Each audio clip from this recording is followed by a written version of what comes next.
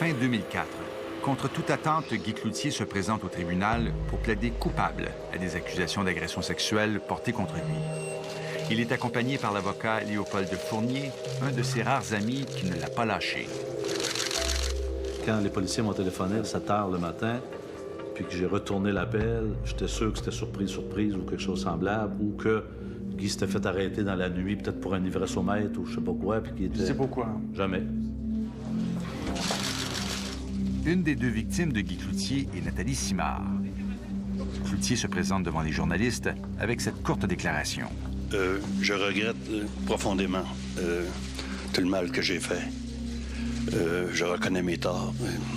J'ai plaidé coupable. Et puis, comme vous savez, maintenant, mon sort est entre les mains du juge. Fait que je le regrette. C'est vraiment vrai qu'à cette époque-là, oui, c'était sincère ce qu'il disait, mais par rapport à lui-même et à sa famille, et non pas par rapport aux victimes, ça, c'est sûr. Nathalie avait dit, ou a dit, je crois, dans son entrevue, qu'elle ne croyait pas au remords de Guy lorsque Guy a fait cette déclaration-là. Guy Cloutier est condamné à 42 mois de prison. C'est au pénitencier Monté-Saint-François à Laval, un établissement à sécurité minimum, qu'il sera incarcéré. Il va y suivre le programme de traitement pour hommes incestueux, VISA, violence interdite sur autrui. Ce programme n'est pas destiné uniquement aux pères. Ceux qui le suivent sont aussi des oncles, des beaux-pères ou des hommes qui ont joué un rôle parental auprès des enfants qu'ils ont agressés, comme Guy Cloutier. Pardon, moi, c'est ma cellule, c'est la 8. Abdelak Saïdani a écopé d'une sentence de 24 mois de prison. Il suit le même programme que Guy Cloutier, incarcéré à Saint-François. Son histoire est celle classique de l'agresseur, lui-même élevé par son père violent alors qu'il vivait en Algérie. Puis quand je me suis marié, je suis tombé par hasard sur une femme qui est la photocopie de mon père. Elle était violente physiquement, elle était dominatrice. Donc j'ai continué à être petit, faible, peur. Il n'y avait rien qui marchait. Donc pour me soulager un peu, alors j'ai pris la personne la plus proche de moi. Elle colle avec moi, donc elle m'aime, donc elle veut ça, elle aime ça. Mais en plus, il y a un autre problème, en dehors de tout ça, il y a un autre problème, c'est le fantasme. Ça a été jusqu'où, cette agression, physiquement? Physiquement? Oui. Aucune. Non, mais... Ah, sexuellement? Oui. Des attouchements. Avec 10 autres agresseurs, Abdelak Saïdani suit une thérapie de groupe en compagnie de 2 thérapeutes.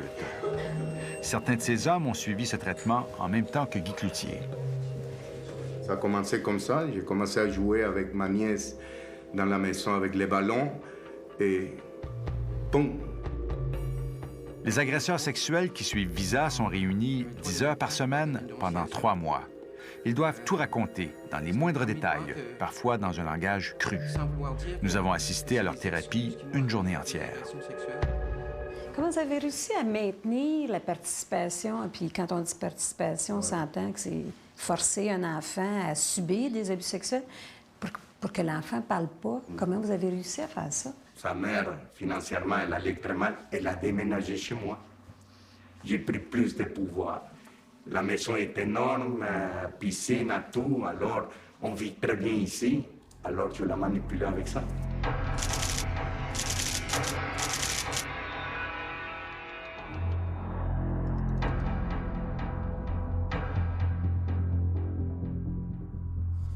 Comment on réagit? Comment vous avez réagi dans votre vie d'habitude quand ça allait pas bien dans le couple? Quelles étaient vos réactions? Qu'est-ce que vous faisiez à ce moment-là? Ma conjointe puis moi, mais question amoureux dans le lit, mais c'était presque rien. C'était vite, puis bon, là, on se couche, on dort, demain matin, on se lève de bonne heure. Fait que c'était pas mal ça. C'est arrivé une couple de fois que ma fille est rentrée dans ma chambre, puis que j'étais en train de me masturber, puis c'est là que ça a déclenché un petit peu. Par des fantasmes, lui montrer, bon, c'est quoi un pénis, puis regarde, touche au pénis, puis bon. Fait que ça a commencé vraiment comme ça. T'sais. Il y a des hommes, ça va pas bien avec leur conjointe et ils vont aller voir une maîtresse, ils vont sortir à l'extérieur. Aller ailleurs, ça me tentait pas parce que, bon, j'avais pas des maladies vénériennes, puis ainsi de suite. Puis je me disais, mais si j'ai une maîtresse ou quoi que ce soit, mais là, je triche ma femme. Mais dans ma tête, vu mon identité qui était très basse, avec ma fille, mais là, je ne touchais pas ma femme.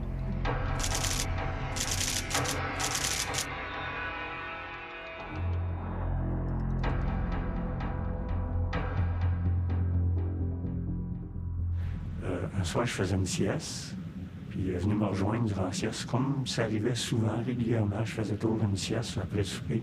Je me suis réveillé, elle était en train de elle bougeait. Elle était couchée sous moi, puis elle bougeait. Moi, ce que j'ai compris, c'est qu'elle frottait son pubis sur ma cuisse. Au début, c'était simplement des caresses dans le dos, la jambe, le bras, des petits becs dans le cou. Mais rapidement, c'est devenu sexuel, là. Les seins, la vulve, les fesses. Puis ça a continué comme ça là, pendant 6 mois à peu près, avant qu'elle dénonce.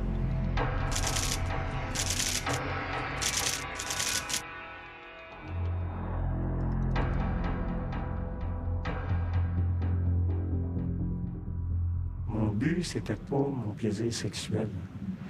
Et c'est pas nécessaire d'avoir un orgasme pour avoir du plaisir. C'est pas nécessaire d'avoir une relation sexuelle pour être bien avec une femme. Êtes-vous en train de me dire que vous étiez en amour avec une petite fille de 12 ans? C'est ce que j'essayais de me faire croire. Mais c'était pas vraiment en amour avec elle. C'était une représentation idéale d'une relation idéale avec la femme idéale. Quand sa sœur est arrivée, elle m'a dit « Pourquoi t'aimes plus ma sœur que moi? » Là, j'ai demandé comment ça. Elle dit « Ben, ma sœur, elle doit être couchant sur les couvertes avec toi. Ma sœur t'apprend souvent dans ses bras. » C'est là que les abus ont commencé. Mais avec elle, j'ai eu aucune délicatesse. Ça veut dire? C'est-à-dire que c'était directement une relation sexuelle comme j'aurais eu avec une femme adulte. Avec pénétration? Pénétration. Une fille de quel âge? Elle avait environ 13 ans à ce moment-là, ou presque 13 ans à ce moment-là. Est-ce que vous considérez que votre victime avait le choix de la prendre, d'accepter les abus? Dans son innocence, ma victime, elle n'était pas capable de dire quoi que ce soit parce que mon homme fait tout pour nous, mon homme nous protège, mon homme nous donne tout, mon homme nous garde. Si je fais quelque chose contre son plaisir, dans sa petite tête innocente, il va se sentir abandonné.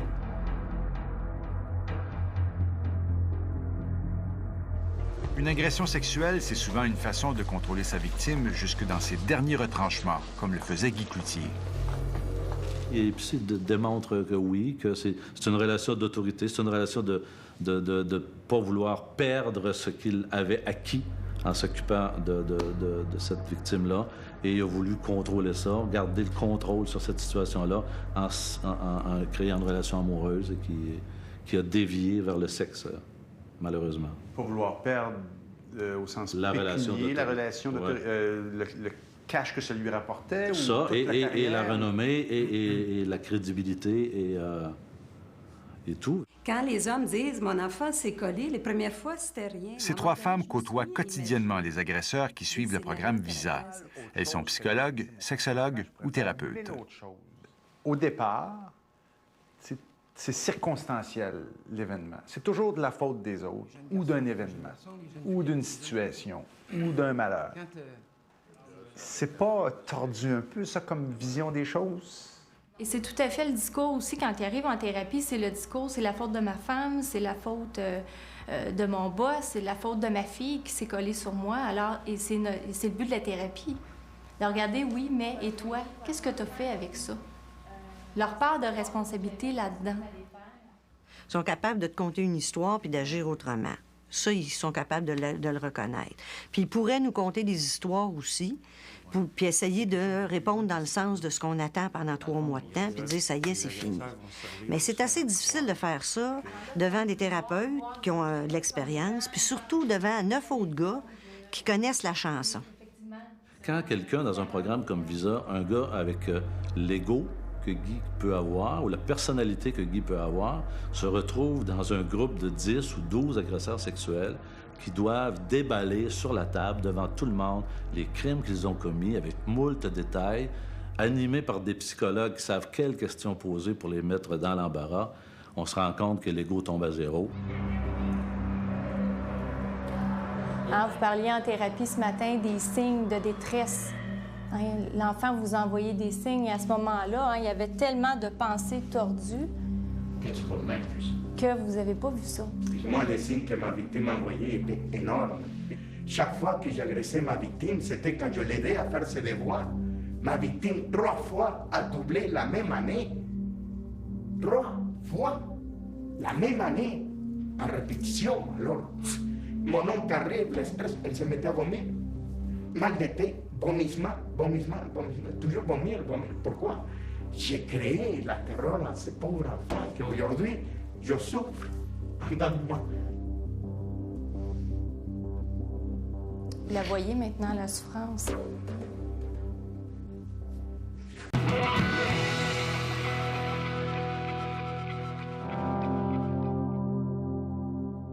J'ai détruit ses rêves, j'ai détruit sa confiance, je l'ai déstabilisé, j'ai donné des complexes. Et ça n'a pas duré toute sa vie. Cet enfant-là, j'ai enlevé la vie carrément. La vie, elle fonctionne sur des coquilles d'œufs. Quand il va tomber, qui va l'aider? Qui va la comprendre?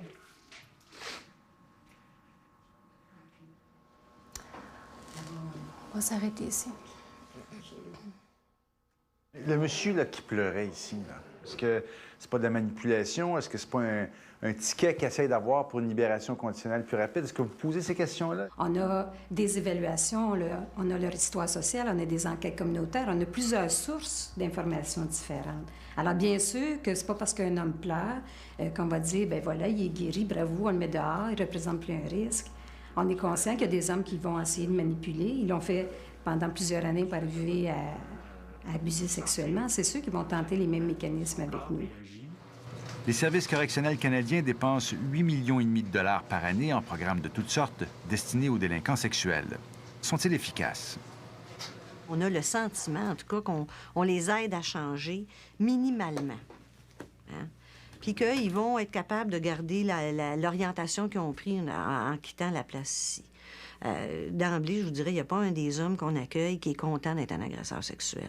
Il n'y a personne qui, dans sa vie, à l'âge de 8 ans, décide un jour, moi, je vais devenir un écœurant, puis je vais pogner le cul des enfants.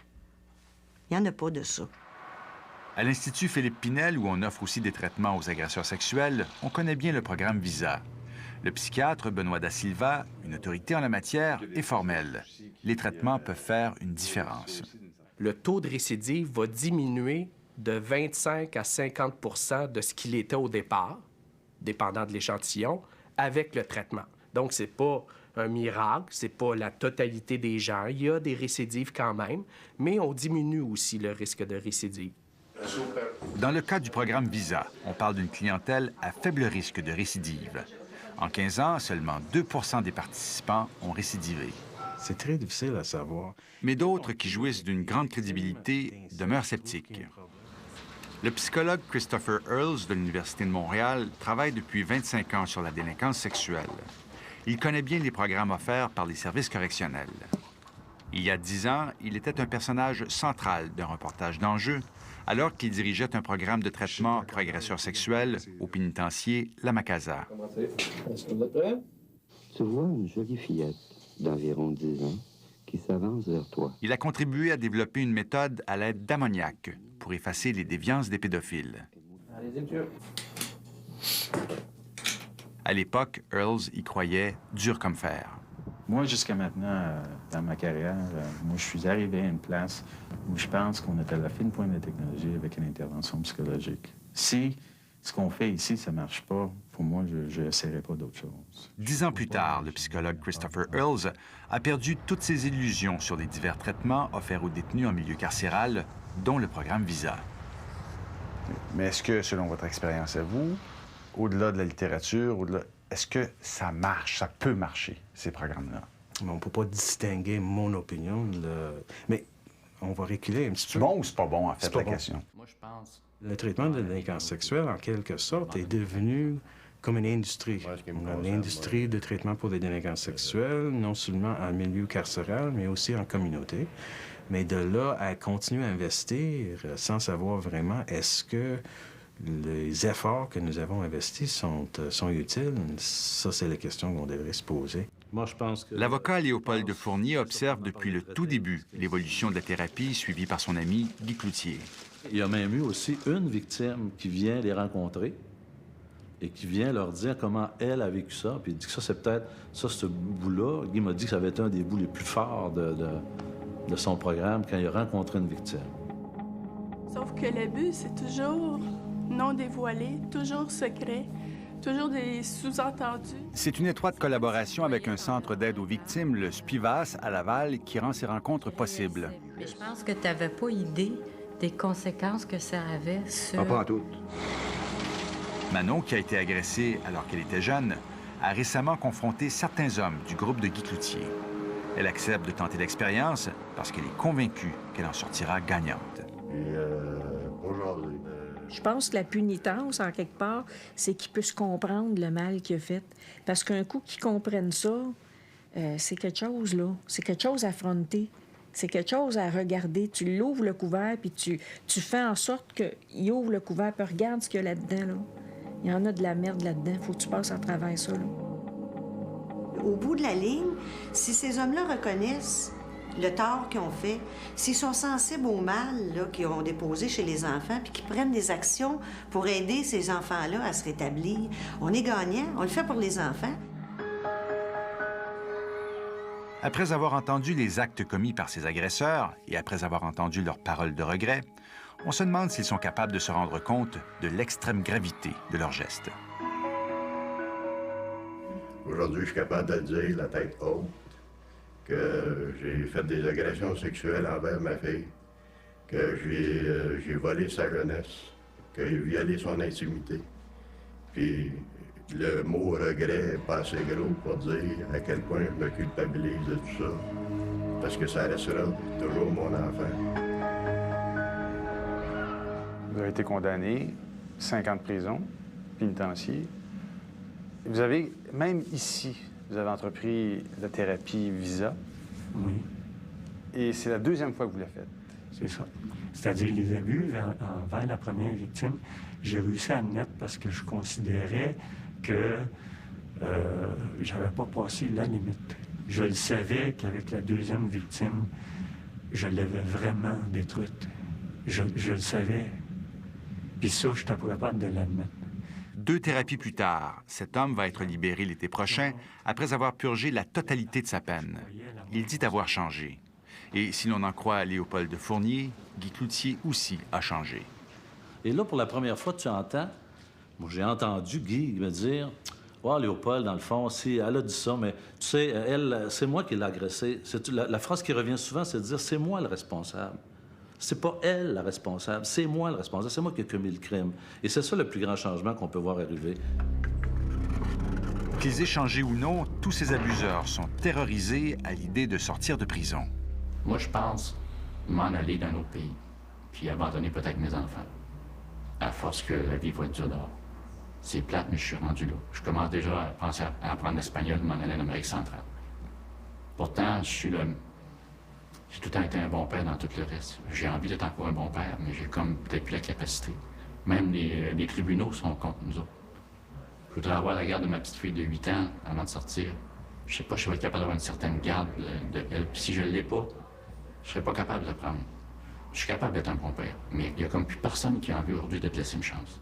Je demandais tantôt si vous aviez peur de vous en sortant, mais est-ce que vous avez peur de sortir, point? Parce que on sait que lorsqu'on est agresseur sexuel d'enfants, on devient un peu la honte de la place. J'ai une certaine anticipation à la réaction des gens. Parce que j'habite dans un petit village, puis les nouvelles vont vite, hein? Je sais que j'ai déjà dit, moi, que celui qui abuserait mes enfants, il passerait un mauvais quart d'heure. Je l'ai déjà dit, ça. Que maintenant, aujourd'hui, je peux comprendre que les gens peuvent haïr ce que j'ai fait.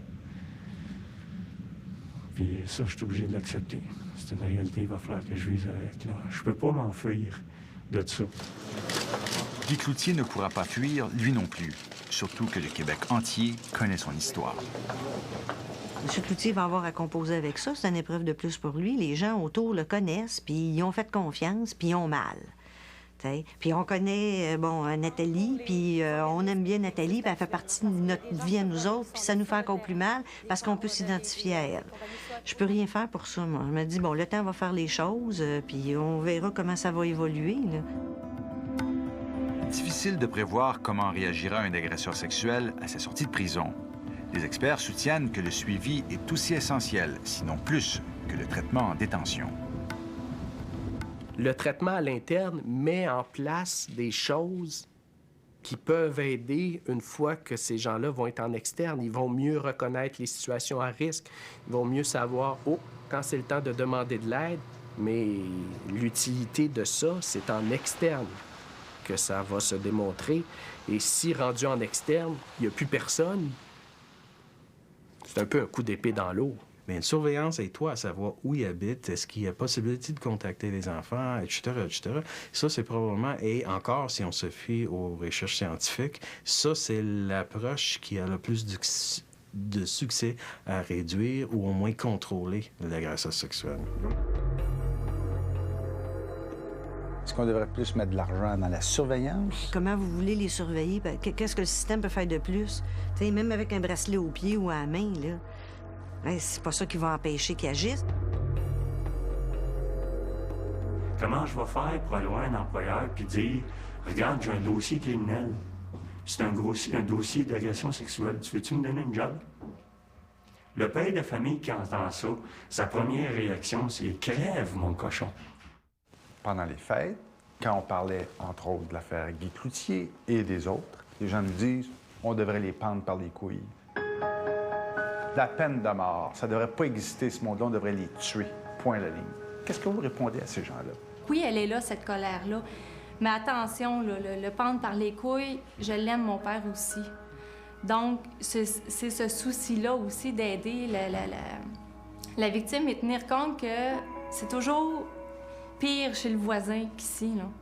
Oui, mais moi, mon père, il m'a fait du bien aussi. Là, en pleurant, elle m'a dit « Papa, j'aimerais ça mourir et revenir à la vie parce qu'il y a des choses à régler. » Et puis, aujourd'hui, je comprends que c'est ce qu'elle voulait dire. Regarde le mal que tu m'as fait, là. J'aimerais ça mourir pour revenir, pour avoir un nouveau papa. Malheureusement pour cet homme et surtout pour sa victime, on ne peut pas effacer le passé. Même chose pour Guy Cloutier, dont tous les faits et gestes seront scrutés à la loupe. Mais il ne sera que l'arbre qui cache la forêt. Chaque année, des centaines d'agresseurs reprennent le chemin de la liberté dans l'anonymat le plus complet, sans compter les milliers d'autres qui n'ont jamais été dénoncés et qui continuent dans le plus grand secret à abuser des enfants.